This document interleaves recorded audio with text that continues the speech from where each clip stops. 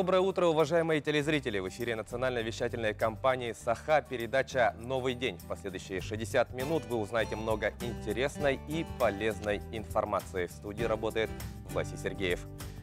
Ну, я думаю, вы уже заметили, дорогие друзья, то, что мы обновили графический интерьер и интерьер студии. Так что, друзья, с самого утра заряжаемся новогодним настроением и предлагаем вам в эфире по традиции в начале эфира обратиться к прогнозу погоды. Итак, сегодня 2 декабря по данным Якутского управления по гидрометеорологии и мониторингу окружающей среды в центральных Улусах в 6 часов утра минус 16, минус 27. Днем ожидается минус 15, минус 27. Заречье утром минус 17, минус 28, днем минус 16, минус 27.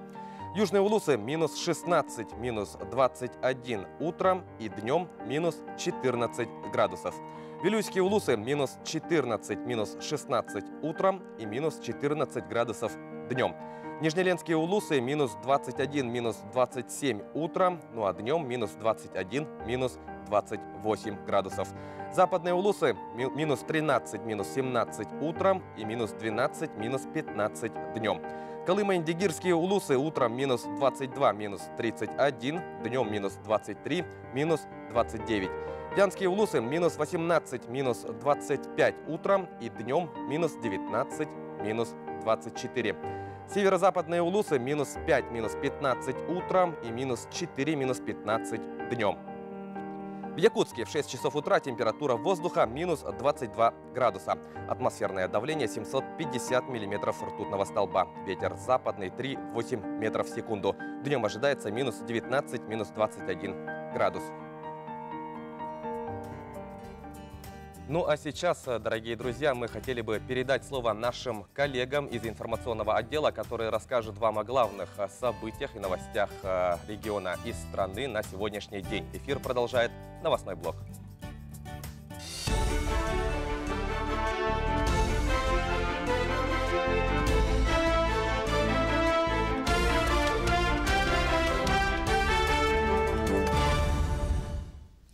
Это телеканал Якутия-24. Доброе утро. Вы смотрите новости. В студии работает Влад Давыдов.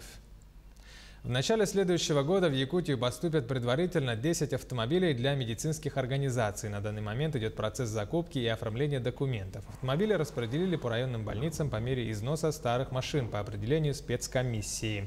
На этих машинах медработники будут добираться до места жительства пациентов и доставлять их до больницы.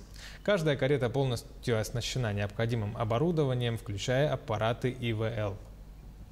В 2020 году в рамках федеральных программ республики было выделено 31 единица автомобилей скорой медицинской помощи. Это марки УАЗ, УАЗ-Патриот и Соболь. Также они были направлены в медицинские организации по республике, в том числе в Арктический район, труднодоступный. За этот год в республике зарегистрировали 113 новых случаев заражения ВИЧ. Всего число носителей этого заболевания достигло 2678 человек.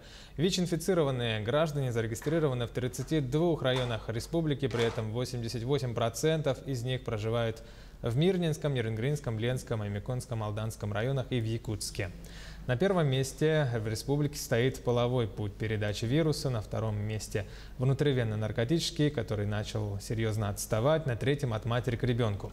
Жители Якутии могут пройти бесплатное анонимное экспресс-тестирование на ВИЧ в поликлинике по месту проживания и в центре СПИД в столице. 19 педагогов в республике получили выплаты в 2 миллиона рублей в рамках реализации программы «Земский учитель». В 2020 году на 19 вакансий заявки поступили от 124 претендентов, из них 12 квот установлены общеобразовательными организациями арктических районов, наиболее остро испытывающим проблемы кадрового обеспечения. Главная цель программы – это не только стимулирование учителей к работе в селах, но и помощь в профессиональном росте. Мы должны предоставить равный доступ к качественному образованию на всей территории республики, резюмировал министр образования Якутии Михаил Сивцев. Кластер под названием «Российский север Арктики» создадут в 3 населенных пунктах Булунского района республики до 2029 года. Об этом сообщила гендиректор регионального агентства развития туризма и территориального маркетинга Наталья Тюкавкина в ходе виртуального моста, который проходит в рамках Всероссийского фестиваля «Зима начинается с Якутии». Проект входит в стратегию социально-экономического развития арктической зоны Якутии на период до 2035 года. Предполагалось, что стоимость проекта составит 370 миллионов рублей. Туристический кластер будет располагаться в 3 пунктах – это Тикси, Найба и Быковский мыс. В Якутске состоялась республиканская премьера уникального документального проекта «Мой личный дракон», снятого в рамках межнационального исследовательского проекта «Динозавры вечной мерзлоты-2020». Фильм рассказывает о палеонтологических раскопках на территории Сунтарского улуса, где были обнаружены останки динозавров, населявших эту территорию более 150 миллионов лет назад. Но, как говорят авторы картины «Мой личный дракон», кино прежде всего не о динозаврах, а о людях, которые увлечены идеей, поисками и доказательствами. За время съемок фильма было сделано 3 открытия мирового уровня, что позволит и в дальнейшем продолжить поиски динозавровой фауны на территории Якутии. Когда я задумала эту идею и спросила у наших палеонтологов, наши палеонтологи – это Санкт-Петербургский университет, где сейчас самые мощные, самые перспективные раскопки. И они сказали, что это в Якутии. Якутия – это уникальное место ТТ. Это Сунтарский улус, и там возможны мировые открытия. И они проводили их с 17 по 19 год. И последний год, последнюю экспедицию нам удалось заснять. Централизованная библиотечная система Якутска начала акцию под названием «Умный подарок». До 17 декабря каждый желающий может принести развивающие подарки для школьников с 1 по 11 классы. Это пластилины, пазлы, книги, энциклопедии, все, что поможет детям развиваться. 18 декабря все собранные подарки будут переданы ученикам Республиканской специальной школы-интерната. Номер 2, также Народный театр танца «РЛ» присоединился к новогодней благотворительной акции под названием «В ожидании чуда» и также открыл сбор новогодних подарков для детей с инвалидностью, находящихся на домашнем обучении в Якутске. Таковы новости к этому часу. Удачного вам дня, берегите здоровье, носите маски.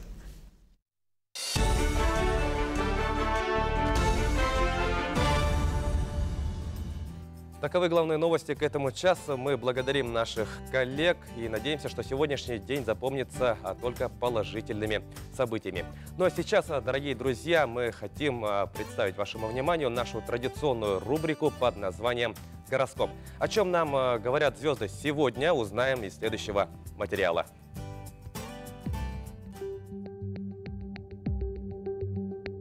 Сегодня у овнов будет много дел и забот. Возможно, у вас и минуты не найдется для отдыха и восстановления сил. К счастью, энергии хватит на то, чтобы довести все начатое до конца. Будьте готовы к тому, что окружающие чаще обычного будут просить о помощи. Постарайтесь вести себя максимально деликатно, иначе возможны ссоры. Тельцы сегодня энергичны, решительны. Стремитесь как можно быстрее достичь поставленных целей. Шансы добиться успеха высоки, однако важно правильно оценивать свои возможности, не браться за то, с чем нельзя справиться в одиночку. Будьте внимательны в общении, возможен разлад в отношениях с самыми близкими. У близнецов благоприятный день для полезных занятий. Если вы возьметесь за какое-то сложное и важное дело, то отлично справитесь с ним. Сейчас вы способны правильно оценить свои силы, предугадать, как будут развиваться события. Это будет полезно тем, кто решит определиться с целями на будущее. У раков очень удачным будет утро. Это время подходит для решения важных вопросов, дает шанс хорошо провести переговоры и довести до конца то, что было начато раньше. Вторая половина дня пройдет спокойно. Вечером у вас будет возможность обсудить с близкими общие дела и планы на будущее. Львы, не ждите слишком многого от окружающих. Возможно, они сейчас просто не могут правильно оценить хорошие идеи, поэтому и не поддерживают вашу инициативу. Особенно трудно будет договориться с теми, с кем вас связывают общие цели. Справиться с трудностями вам поможет опыт. Девы. Отличный день для общения. Вы легко находите подход к людям, быстро догадываетесь, кого и чем можно заинтересовать. Разногласия могут возникать, но они окажутся полезными, потому что помогут найти самое эффективное решение. Весы. Спокойный и благоприятный день, одинаково хорошо подходящий и для полезных дел, и для отдыха. Вы настроены позитивно, способны во многом найти плюсы. Это нравится окружающим. К вам тянутся люди. Возможно, начало новых отношений. Скорпионам стоит проявить терпение и самообладание. Именно эти качества сегодня позволят вам избежать серьезных проблем. Возможным становится удачное решение вопросов, которые в последнее время не давали вам покоя. Не исключено, что вам придется брать ответственность за других, исправлять чужие ошибки. Стрельцы. Отличный плодотворный день. Есть шанс справиться с тем, что раньше не удавалось. Важно верить в свои силы. Пусть вас не пугают сложные проекты и оригинальные решения. Сегодня звезды на вашей стороне, и этим нужно пользоваться. У козерогов благоприятный день для общения. Вы хорошо понимаете, чем можно заинтересовать людей, как привлечь их на свою сторону. Легко будете завоевывать симпатию тех, кто вам нравится. Вторая половина дня отлично подойдет для работы с документами. Вы отлично справляетесь с тем, что требует аккуратности и внимания к деталям. Водолеи. Если у вас большие планы, их, вероятно, придется скорректировать.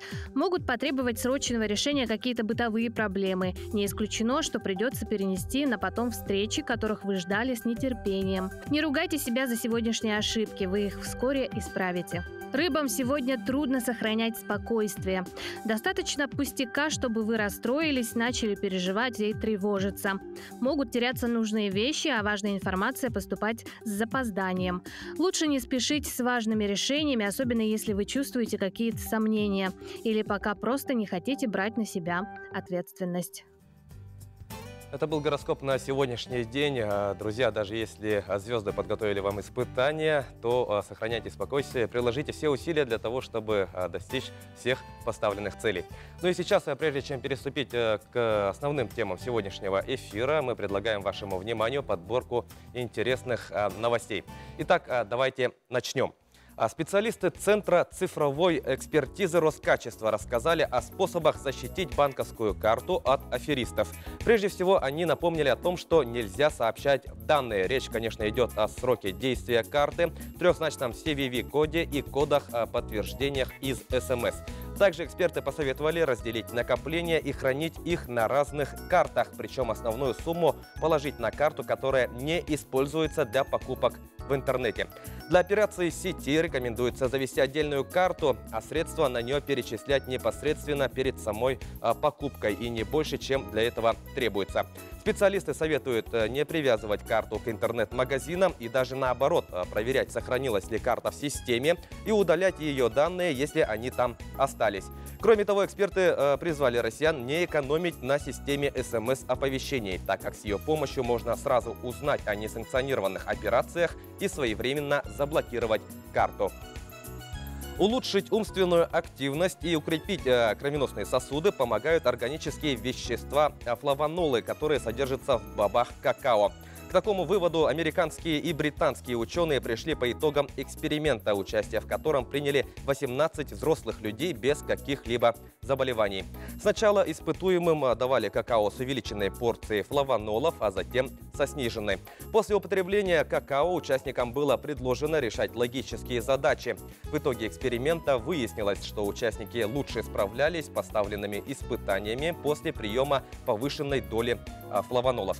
Уточняется, что эти вещества содержатся также в чае, винограде и яблоках. Специалисты заявляют, что употребление этих продуктов положительно отражается на умственной активности и укрепляет стенки сосудов, а это к тому же позволяет избежать деменции в старости. Ну и в завершение о спорте. Гол якутянина Артема Соколова принес победу столичному Чертаново над нижнекамским нефтехимиком в матче 25-го тура футбольной национальной лиги России. Встреча завершилась со счетом 1-0. Якутянин отметился результативным ударом на 89-й минуте после выхода на замену. Для того, чтобы забить этот решающий мяч, ему понадобилось 16 минут игрового времени. Напомним, Артем Соколов является воспитанником якутской детской команды «Пульс», в составе которого он становился победителем республиканских и всероссийских турниров. Затем полузащитник перебрался в Чертаново, в Москву, где, выступая за молодежную команду, выиграл юношескую футбольную лигу страны и стал ее лучшим игроком, а также стал вызываться в юношескую сборную России.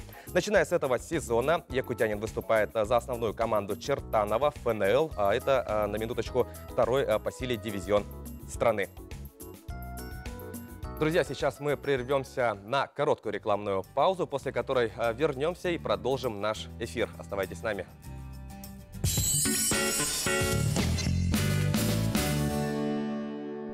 Аксыне 30 күнігер ындыкасыға ағағасы беріге. Жол түхілгеті республикадағы бірейек супербилистері ойналар. Уан Тойота масына.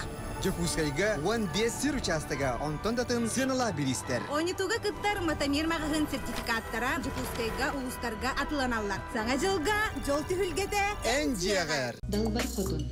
Саха жақтарын манылах, ымылах, өрі тудар күнде ада. Далбар ходун эдерген кыз оғыттун, эрге сүттер кемче кейіптен, оғытун түйігер көтөк бүтиеттен, сенен сыллы ребеттен, үйнен сайдан тақсар. Ах, сұрыттар далбар ходун сұрыналы.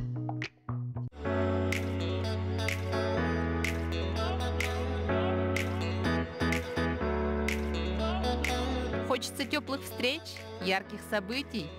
Полностью оборудованная кулинарная студия Food Life с профессиональными поварами и современной техникой.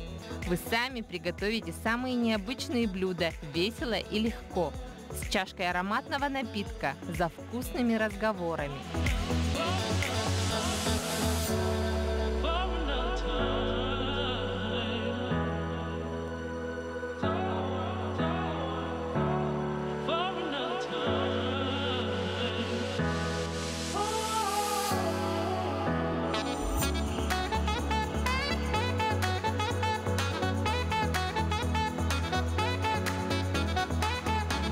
Проведите праздники и встречи в кулинарной студии Food Life.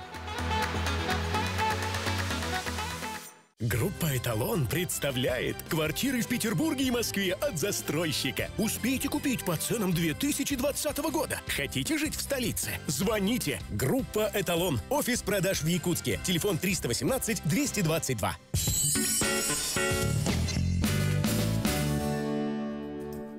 Еще раз доброе утро, дорогие друзья. С вами вновь передача «Новый день». Мы продолжаем наш эфир.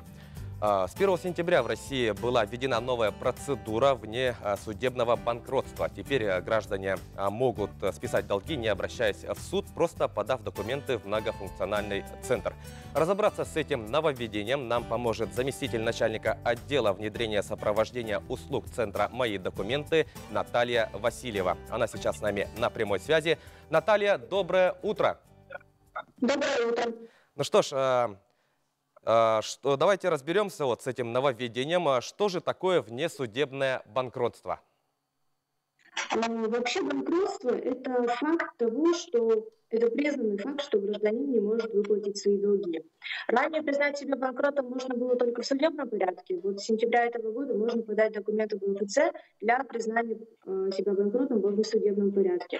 Отличие внесудебной процедуры от судебной также состоит в том, что есть четкие сроки, 6 месяцев, по истечении которых долги будут списаны, и эта процедура полностью бесплатна. А кто же может обратиться, чтобы признать себя банкротом? Через МФЦ подать документы у нас могут физические лица и индивидуальные предприниматели. Есть некоторые условия. Первое условие – размер долга должен быть от 50 до 500 тысяч рублей.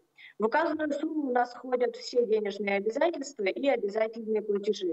То есть у нас туда входят суммы задолженности по кредитам, по займам, задолженности по ЖКХ, какие-то задолженности по налогам, штрафам ГИБДД, например. Поэтому очень важно знать точный размер своих денежных обязательств, и чтобы их узнать, нужно обратиться к своим кредиторам, то есть непосредственно к лицам, перед которыми у вас задолженность. Второе условие – это в отношении заявителя должно быть окончено исполнительное производство по пункту 4, часть 1 статьи 46 Закона об исполнительном производстве. Это означает, что в отношении заявителя уже было возбуждено исполнительное производство, но оно было окончено, так как приставы не смогли найти имущество, чтобы взыскать долги. При этом важно, что это должно быть последнее исполнительное производство, и иных после него возбуждено уже быть не должно. Наталья, как же подать заявление, чтобы признать себя банкротом?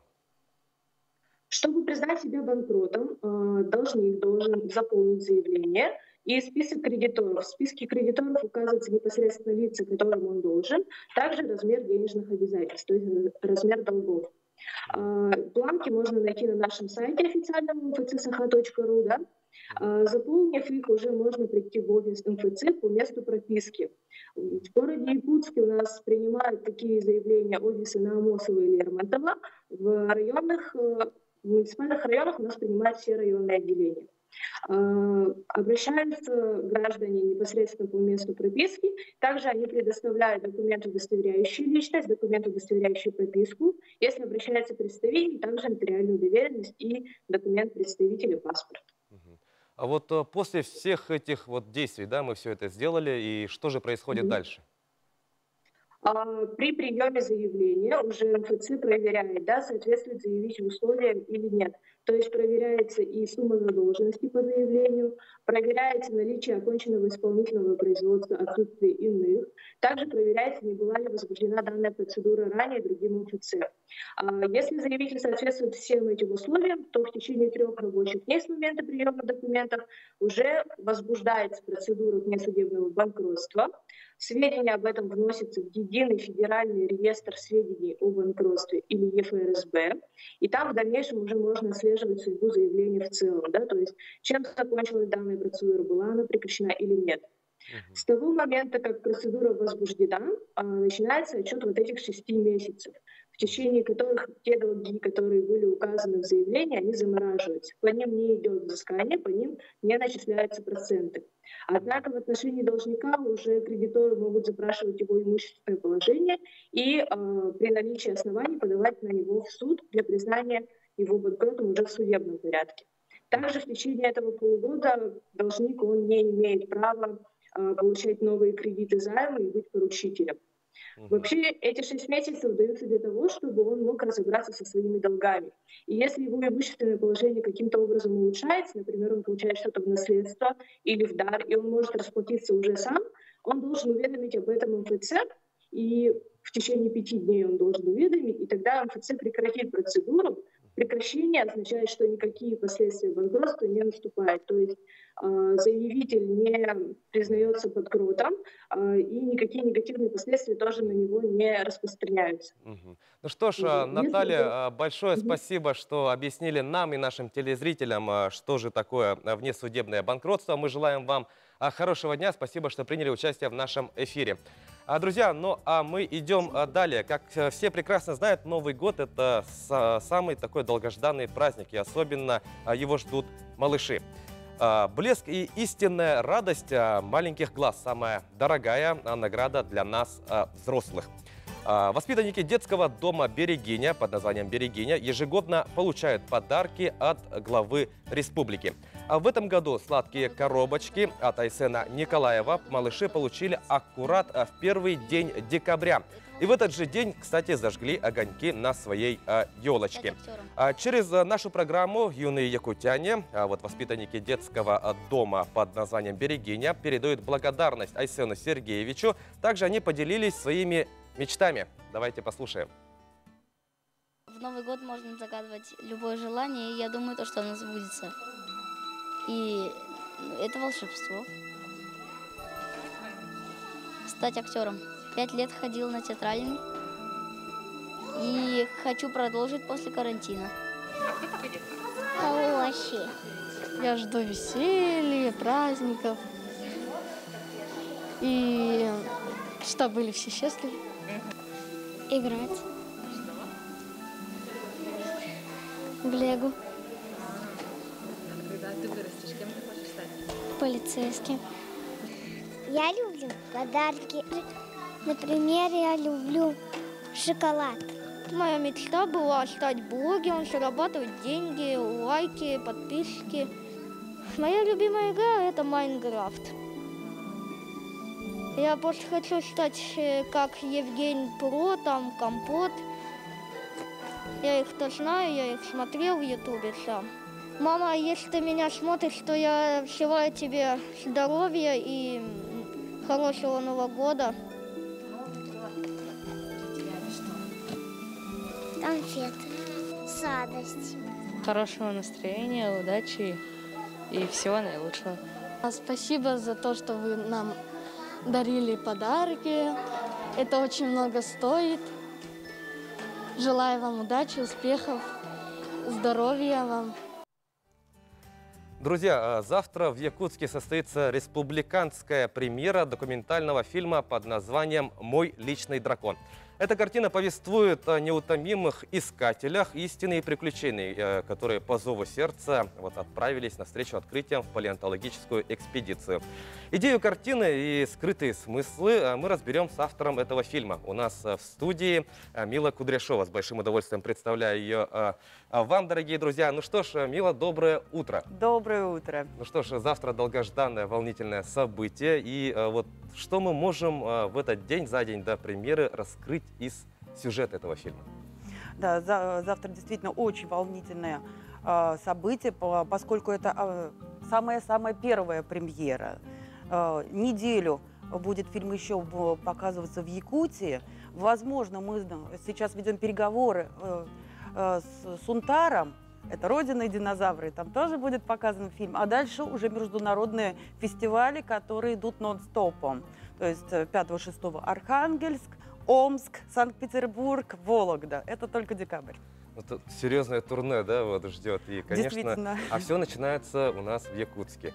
И, возможно, в Сунтарах, да, вот почему Сунтарский улус, потому что, как я знаю, большее количество времени, да, вот именно по съемкам прошло же в этом улусе. Но это пока единственное местонахождение динозавров, именно там, немножко спойлерю, но все равно наши палеонтологи открыли Великий Сибирский рефугиум, это закрытый мир по Конан Дойлу. Ну вот, как мы знаем, да, вот фильм повествует о таких вот энтузиастах, настоящих фанатах своего дела. Они собрались вместе, отправились вот в эту экспедицию Сунтарский улус. И фильм повествует о них, да, и о том, как они ведут экспедицию. Но ведь фильм не о драконах и не о динозаврах, а в первую очередь о людях, да, и отсюда вытекает следующий вопрос. Вот, название фильма «Мой личный дракон». Безусловно, документальное кино, настоящее документальное кино, это о людях, да, о тех неуспокоенных фанатиках своего дела. Будь то палеонтолог, который ищет динозавра, будь то ребенок, который рисует своего личного дракона, да, будь то Александр Файзель, который делает своего стегозавра, который как раз и будет встречать нас у премьеры. Вчера привезли к кинотеатру.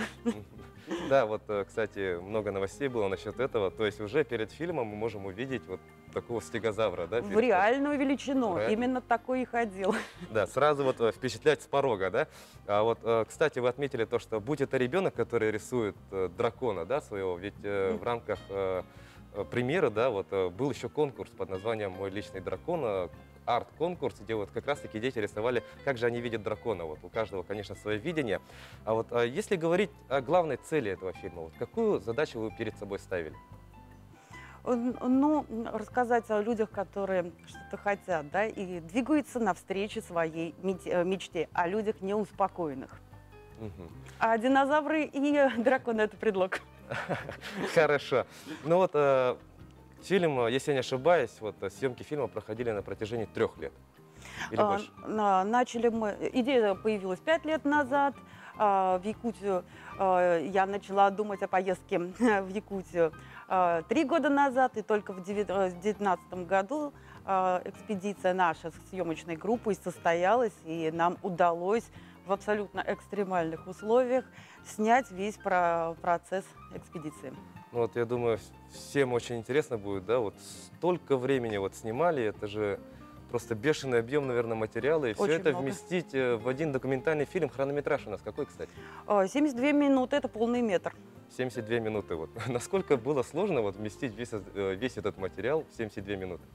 Ну, материала было действительно более 40 часов, были еще архивные материалы, да, то есть, но когда фильм начинает жить собственной жизнью, что-то лишнее уходит.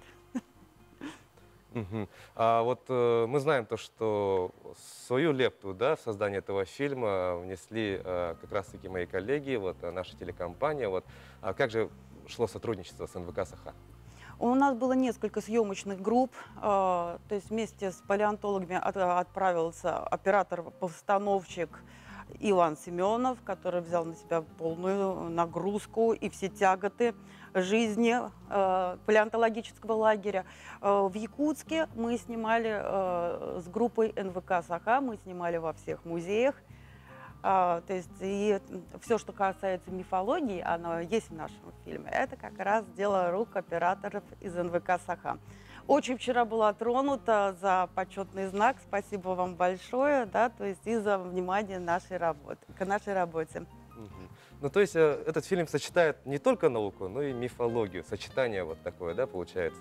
Да, то есть это определенная, можно сказать, фишка нашего проекта, когда мы не занимаемся рассказом о видах динозавров, да, то есть мы пытаемся соединить мифологию и научно-популярную тематику и посмотреть, как они могут вместе сосуществовать. Ну что ж, Мила, большое вам спасибо, что посетили нашу студию. Мы благодарим вам и желаем успеха вам завтра на, собственно, премьере. Друзья, сейчас мы прервемся на короткую рекламную паузу, после которой вернемся и продолжим наш эфир. Оставайтесь с нами.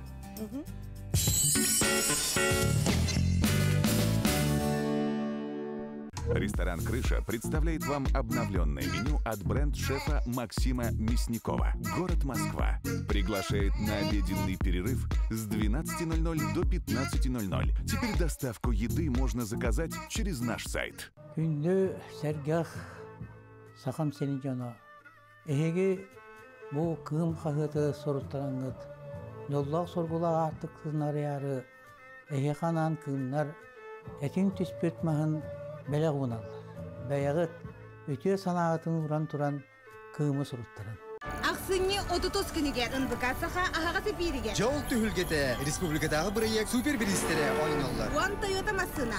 Жокускайга 15 сыр участыга онтондатын сыныла билистер. Онитуга кыттар Матамир мағығын сертификаттара Жокускайга улустарга атыланалар. Саңа жылға жол түхілгеті Энджиагар. В Респекте скидки на ноутбуки до 30%. Якутск, Ленина, 36.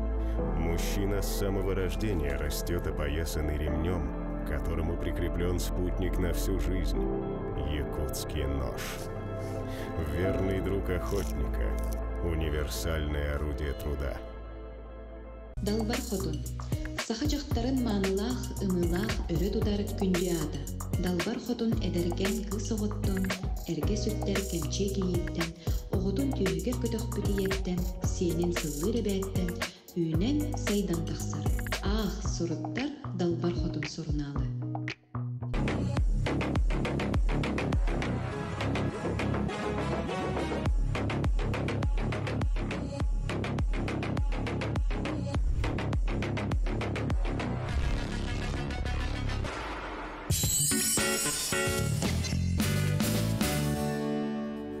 Еще раз доброе утро, дорогие друзья. Мы продолжаем эфир. Итак, сейчас мы хотим передать слово нашим коллегам из информационной редакции, которые расскажут вам о главных новостях страны и региона на сегодняшний день. Эфир продолжает новостной блок.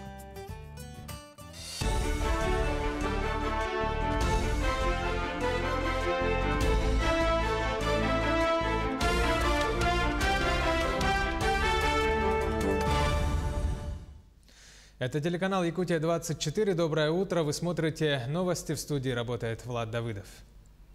В начале следующего года в Якутию поступят предварительно 10 автомобилей для медицинских организаций. На данный момент идет процесс закупки и оформления документов. Автомобили распределили по районным больницам по мере износа старых машин по определению спецкомиссии. На этих машинах медработники будут добираться до места жительства пациентов и доставлять их до больницы. Каждая карета полностью оснащена необходимым оборудованием, включая аппараты ИВЛ. В 2020 году в рамках федеральных программ республики было выделено 31 единица автомобилей скорой медицинской помощи.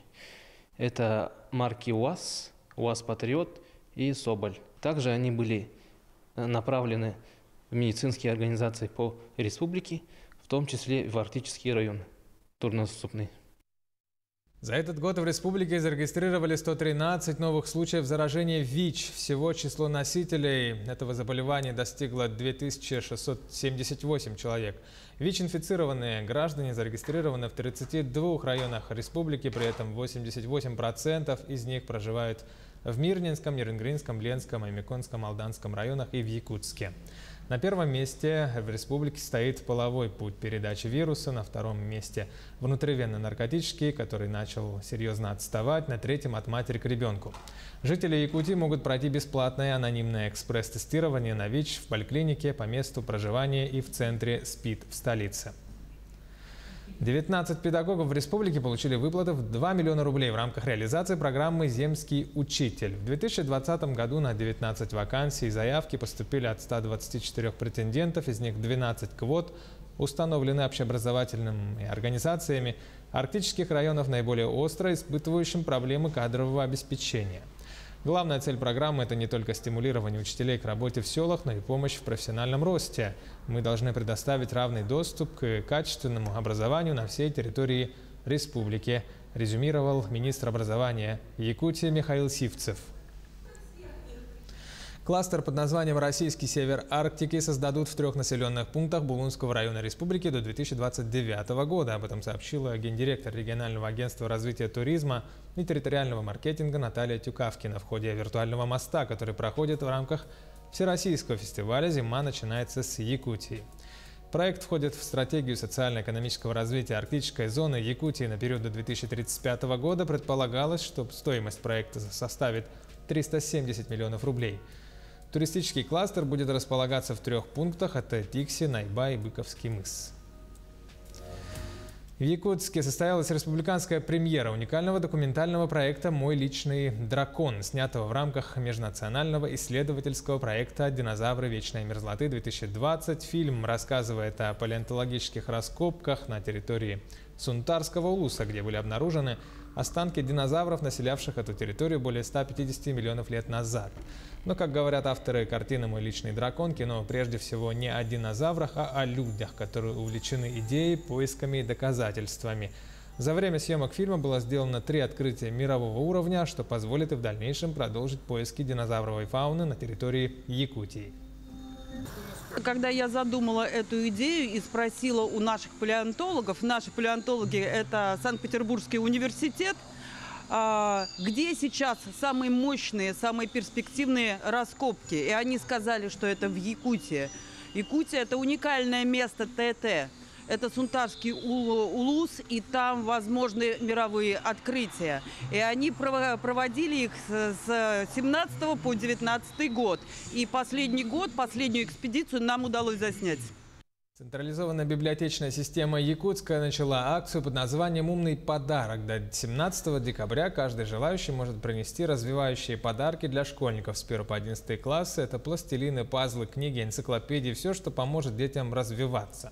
18 декабря все собранные подарки будут переданы ученикам Республиканской специальной школы-интерната. Номер 2, также Народный театр танца «РЛ» присоединился к новогодней благотворительной акции под названием «В ожидании чуда» и также открыл сбор новогодних подарков для детей с инвалидностью, находящихся на домашнем обучении в Якутске.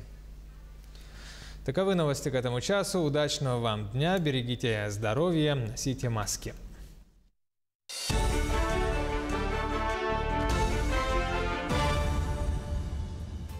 Таковы главные новости к этому часу. Мы благодарим наших коллег. Ну, а мы переходим к нашей следующей теме. Как все мы знаем, уходящий 2020 год у нас в республике был объявлен годом патриотизма. Давайте зададимся вопросом, кто же такие патриоты? Это, конечно, те люди, которые осознанно любят свою родину, свой народ и могут пойти на жертвы ради них. Именно с такими представителями таких людей мы имеем сейчас удовольствие пообщаться. С нами на прямой связи руководитель районного вожатского отряда «Альтаир» из Алекминского района Наталья Николаевна Жарняк. Итак, Наталья Николаевна, доброе утро.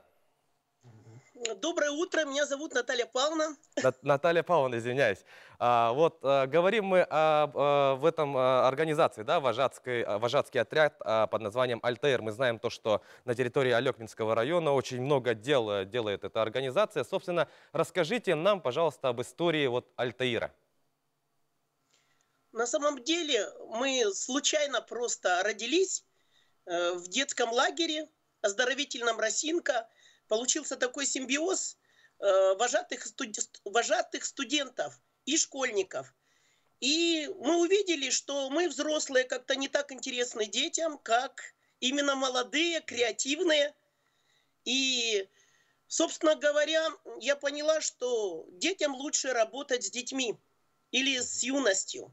Вот так мы и, собственно говоря, начали обучать, открыли вожатскую академию, потом начали вести все дела и превратились флагманом просто среди детско-юношеских организаций.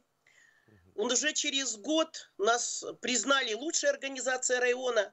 Ну и, собственно говоря, вышли на республику, и нас там тоже очень хорошо знают. А, собственно говоря, даже на международных конкурсах наши вожатые 2 года подряд выигрывали призовые места. Ну, вот так. Ну что ж, Наталья Павловна, мы говорим о том, что Альтаир отметили как на территории республики, так и на международном уровне. Да? Вот. А если говорить о деятельности Альтаира, вот, какими же делами занимаются вот, представители вожатского отряда? Ну, надо понимать, чтобы быть вожаком, надо быть просто примером. И мы, конечно, об этом не думаем, что быть примером. Просто ребята неравнодушны к жизни. Нужно поучаствовать, допустим, в проекте по МПО, там, чтобы благоустроить город, либо помочь ветерану. То есть и сегодня без проектов, собственно говоря, никак не работаешь. Поэтому последние годы мы сначала разрабатываем свои идеи, а потом уже по ним работаем. Вот так вот ведем, а уже все ребята, они стараются работать так же, ну, как мы. Ну вот мы знаем то, что вот Альтаир, да, занимается, ну, особое внимание уделяет поисковым работам. Вот в год патриотизма это особенно актуально. Вот расскажите, пожалуйста, вот о результатах, об итогах работы именно в этой сфере, в поисковых работах. Ну, все началось к столетию комсомола. Мы хотели, вот в 1918 году в тайге погибли от белокарателей красноармейцы, центросибирцы. И нам было интересно все-таки узнать, потому что факты исторические по-разному трактовали этот случай. Поэтому мы поехали вот в тайгу, например, да, все погибшие группы разыскать. И, собственно говоря, даже нашли сгоревшую, то есть, ну, землянку, где тогда, ну, погибли люди. И вот нас вдохновило это на поиски. И, конечно, уже в 2020 году мы уже начали более так интересно искать. Например, мы нашли надписи в музее, что из школ, допустим, первой школы вышли учителя, ученики, вот столько-то не вернулись, и что был когда-то памятник. Вот теперь захотели восстановить. Также мы, например, увидели, что ребята, которые погибли в Чечне, тоже ни в названиях улицах, ни в мемориальных досках, то есть нигде нет, только мамы и их слезы. Поэтому мы решили тоже эту несправедливость устранить. Вот, собственно говоря, так родился проект «Боевое братство», который мы реализовали. Да, вот мы говорим о поисковых работах, да, вот сколько же вот сейчас вообще людей состоит в Альтаире? Как я понимаю, там не только же вот юноши и вот, ну, мальчики, девочки, да, вот всех возрастов, как я понимаю. Ну, на самом деле мы начинаем принимать в сам Альтаир непосредственно с 14 лет, но у нас есть подгруппа, которую мы называем «Смена», то есть это дети, которые после встречи с вожатской деятельностью, соприкосновения с вожатским мастерством, тоже хотят быть вожатыми. Мы их берем в 5 класс, но они у нас как бы 2 года участвуют в наших проектах, а потом мы решаем, брать или не брать. То есть они проходят через совет отряда. На сегодняшний день мы не количеством, у нас всегда примерно от 50 до 60 ребят. Ну и, конечно, за 10 лет выпустились ребята, которые уже на сегодняшний день являются моими помощниками, руководителями. То есть они уже вышли из педагогических вузов и вернулись в республику. Да. Ну что ж, Наталья Павловна, действительно важно не количество, а качество. Да? Большое спасибо, что приняли участие в нашем эфире. Мы желаем вам успехов в дальнейшей вашей работе. Ну а мы, дорогие друзья, сейчас уйдем на короткую рекламную паузу, после которой вернемся и будем говорить о спорте, а именно о хоккее. Оставайтесь с нами.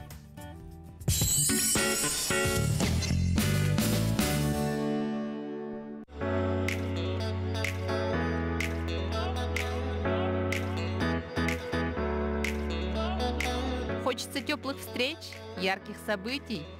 Полностью оборудованная кулинарная студия Food Life с профессиональными поварами и современной техникой. Вы сами приготовите самые необычные блюда весело и легко, с чашкой ароматного напитка, за вкусными разговорами.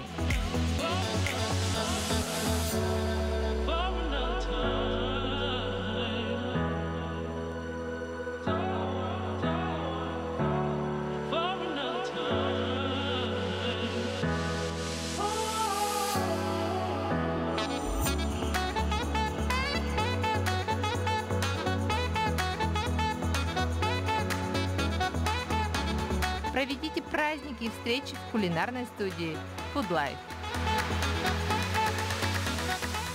В «Респекте» скидки на ноутбуки до 30%. Якутск, Ленина, 36.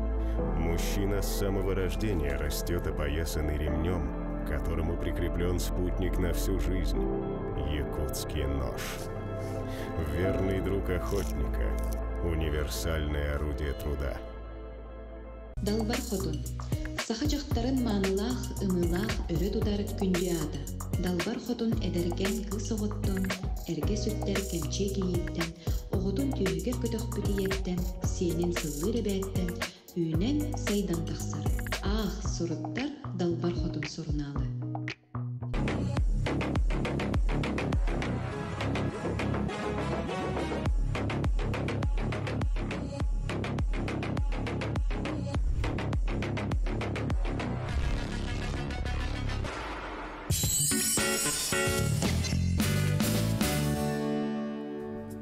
С вами вновь передача «Новый день». Мы работаем в прямом эфире. Ну и как мы уже анонсировали до ухода на рекламную паузу, в заключительном блоке мы будем говорить о спорте, а именно о хоккее. И не зря.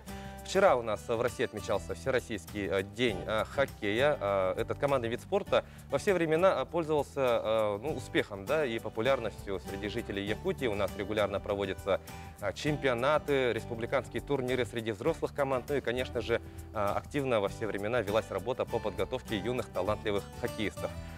Собственно, говорить об этом празднике и о развитии хоккея в республике мы будем сегодня в студии с директором Республиканской специализированной спортивной школы по зимним видам спорта Владимиром Хисамуддиновым. Так, Владимир, доброе утро. Доброе утро. Ну что ж, поздравляем вас с прошедшим праздником. И хотелось бы, конечно, в первую очередь поинтересоваться.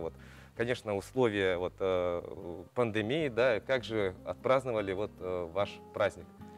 Да, у нас было, до этого мы все время проводили регулярно соревнования, посвященные Дню хоккея, но, к сожалению, в этом году пандемия внесла свои коррективы, и в связи с этим мы отдельно в группах провели небольшие игры такие, да, чтобы не было превышения количества занимающихся, и родители, и администрация школы поздравили. То есть все меры предосторожности, конечно, были соблюдены. Ну что ж, мы знаем то, что разрешили, да, спортивным секциям работать. И вообще, какие занятия, по каким возрастам сейчас у нас ведутся, вообще в Якутске и в других городах? Да, по республике разрешили заниматься в ледовых дворцах, на катках, спортивным группам. К сожалению, у нас пока не занимаются спортивно-оздоровительные группы. И, соответственно, массового катания тоже пока нет. Но надеемся, что с улучшением обстановки все это откроется для любителей катания. Но пока мы тренируемся только спортивными группами. Если говорить о хоккее, да, можете ли вы озвучить хотя бы примерные цифры, сколько же людей систематически занимается этим видом спорта у нас в Якутии? Так, в Якутии у нас систематически занимается 1500 детей и около 1000 уже взрослых. Если, допустим, 5 лет назад это была сумма всего 1500, то сейчас мы увеличили на 1000 человек. Но это все благодаря строительству катков. В этом году большая работа ведется «Газпромом» по строительству ледовых катков в Якутии.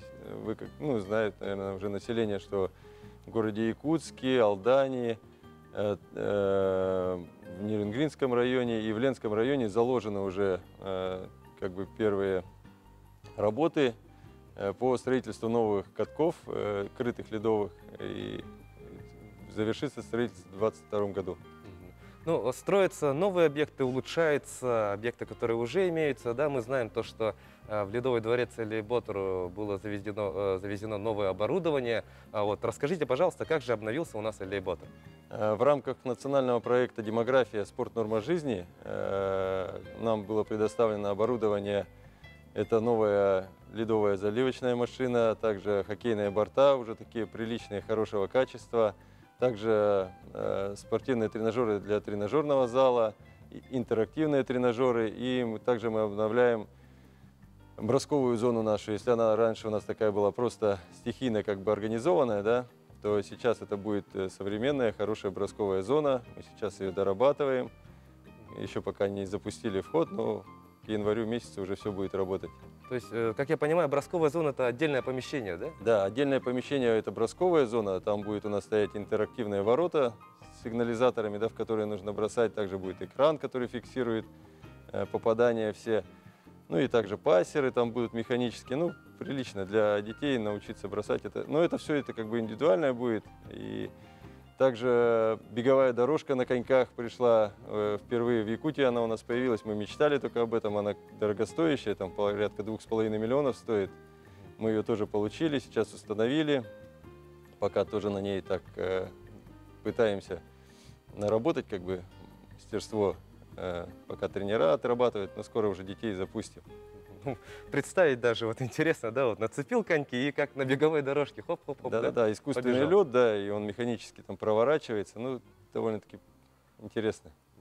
А вот что касается новых бортов, вот чем они отличаются от старых, которые вот были в Ледовом дворце? Ну, во-первых, это качество исполнения бортов, они уже сделаны из двухстороннего оцинкованного металла, да, и чуть-чуть пластичные, уже закреплены в борт, мы их выставили, все как положено по уровню, они абсолютно ровные, красивые, и также они из нового материала, пластика, да, который от хороших шайб не оставляет следов на бортах, и то есть борта и стекла у нас чистенькие все время остаются. Ну что ж, улучшаются условия, да, вот есть все, да, ну, конечно же, все и было, но сейчас даже лучше, вот, чтобы заниматься хоккеем и добиваться новых высот. В ходе нашего разговора мы говорили о том, что, конечно же, у нас есть детские секции. Когда мы говорим о детском хоккее, мы не можем упомянуть такую команду, как «Полярные волки», которые вот стабильно всегда радуют нас новыми победами. Вот, если говорить о выездных соревнованиях, планируются ли они и когда, собственно, они могут быть?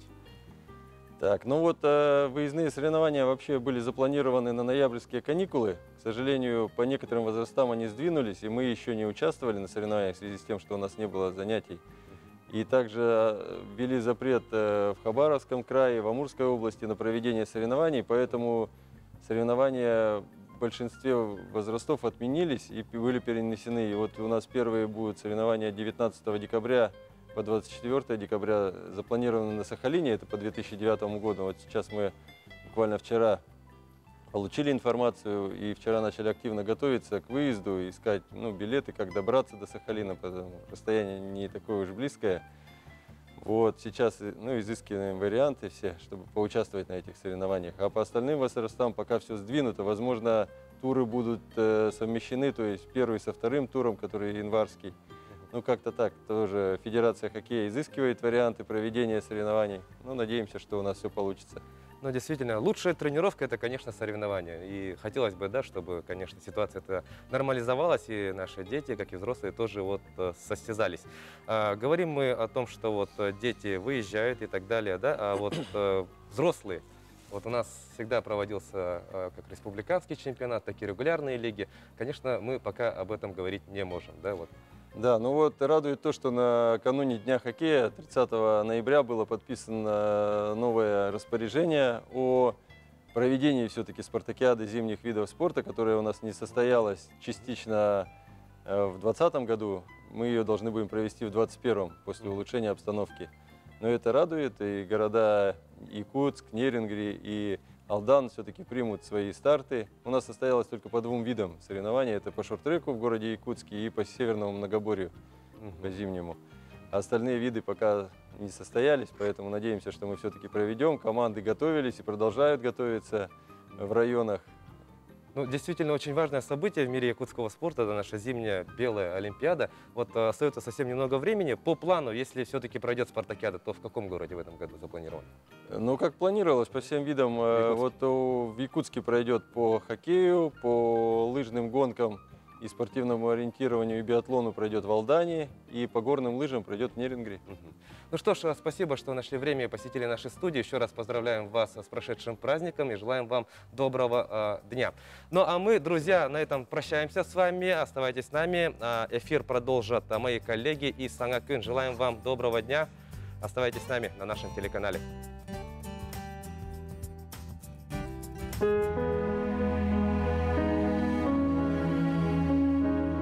Якутия – это территория великого и непостижимого пространства.